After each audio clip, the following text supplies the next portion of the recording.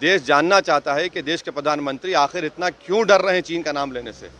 Political leadership नहीं दिखा रहे हैं, कोई सवाल नहीं उठ रहा है हमारी बहादुर फौज की बहादुरी पर। यहाँ पर बुज़दिली के मज़ाहिर अगर कर रहा है तो देश के प्रधानमंत्री की सरकार कर रही है। Please sit down.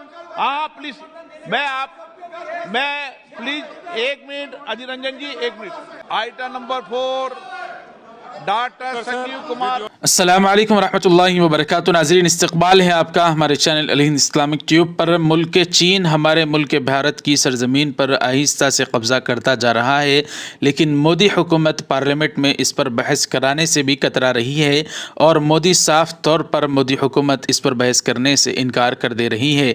नाज़रीन, आपको बता दें, पार्लियामेंट में ज़ोरदार हंगामा हुआ। असदुद्दीन ओवैसी साहब ने ख़ास तौर पर बड़े ज़बरदस्त तरीक़े से इस पर बात करने की कोशिश की, लेकिन उनको बात ही करने का मौका नहीं दिया, तो उन्होंने भी पार्लियामेंट में ज़बरदस्त तरीके से एहतजाज करवाया। बता दें आपको, अरुणाचल प्रदेश के तवांग में हिंदुस्तानी फ़ौज और चीनी फ़ौज के दरमियान जो झड़पें हुई हैं, दूसरे दिन भी आज पार्लियामेंट में काफ़ी गूंज हुई। कल तो सरासर असदुद्दीन ओवैसी साहब सरापा एहतजाज बन गए थे मोदी गवर्नमेंट को लेकर, लेकिन कैमरा भी उनकी तरफ नहीं लगाया गया कि लोगों को हकीकत कहीं पता न चल जाए, और मोदी हुकूमत इस पर बात भी करना नहीं चाहती। मोदी सरकार ने 2 साल कबल ही कह दिया था कि न चीन घुसा है न कोई घुसेगा, इस तरह की बात की थी, लेकिन आए दिन ये खबरें आ रही हैं। ख़ास तौर पर असदुद्दीन ओवैसी साहब अपनी बेबाक आवाज़ में जिस तरह से इस पर बात करते हैं पार्लियामेंट में, तो आज उन्होंने एक ज़बरदस्त तरीके से इसके ख़िलाफ़ एहतजाज किया। ये आवाज़ें कुछ असदुद्दीन ओवैसी साहब की आप हज़रात सुन सकते हैं। पहले आप हज़रात मुलाहिज़ा फरमाएँ। Item number 4 doctor Sanjeev Kumar Balyan. Permission, I rise to lay the paper listed against my name at serial number 4 in 2 days. Revised list of business.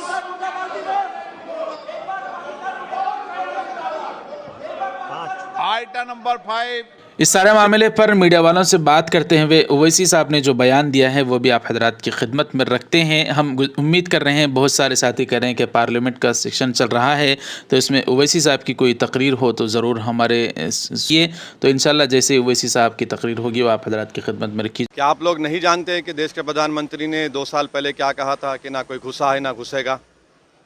कितना झूठ ये सरकार बोलेगी? देश को प्रधानमंत्री ने सच नहीं बताया, और अभी भी डेप्सांग और डेमचाक चीन के पास है, अभी भी 1000 स्क्वायर किलोमीटर लद्दाख में चीन के पास है। ये जो 9 तारीख को वाक़या हुआ अरुणाचल प्रदेश में, और 12 को रात में मालूम होता है, वो ट्रिब्यून अखबार और फिर विजेता सिंह हिंदू में रिपोर्ट करती है। पार्लियामेंट चल रही तो बताते नहीं, आप बताएंगे नहीं आप पार्लियामेंट को, पर पार्लियामेंट को आप डाक में रखेंगे, अंधेरे में रखेंगे। और तीसरी बात यह है कि प्रधानमंत्री क्यों चीन का नाम नहीं डरते हैं? लीजिए ना नाम आप, आपने तो उठकर जाकर हाथ मिलाया था चीन के लीडर से, देख लिया आप नतीजा क्या निकला। और ख़ुद बीजेपी का MP कह रहा है अरुणाचल का कि आकर हमारे बहादुर सिपाहियों को मारा गया, वो अभी अस्पताल में है। और छठी बात यह है कि 15,000 फीट नीचे से ऊपर आ रहे हैं वो भारत की फ़ौज पर हमला करने के लिए। तो प्रधानमंत्री को सबसे पहले पार्लियामेंट में डिस्कशन अलाउ करना चाहिए, सरकार की जिम्मेदारी है। स्पीकर पर, चेयरमैन पर मत डालिए। देश जानना चाहता है कि देश के प्रधानमंत्री आखिर इतना क्यों डर रहे हैं चीन का नाम लेने से। पॉलिटिकल लीडरशिप नहीं दिखा रहे हैं, कोई सवाल नहीं उठ रहा है हमारी बहादुर फौज की बहादुरी पर। यहाँ पर बुज़दिली के मज़ाहिर अगर कर रहा है तो देश के प्रधानमंत्री की सरकार कर रही है।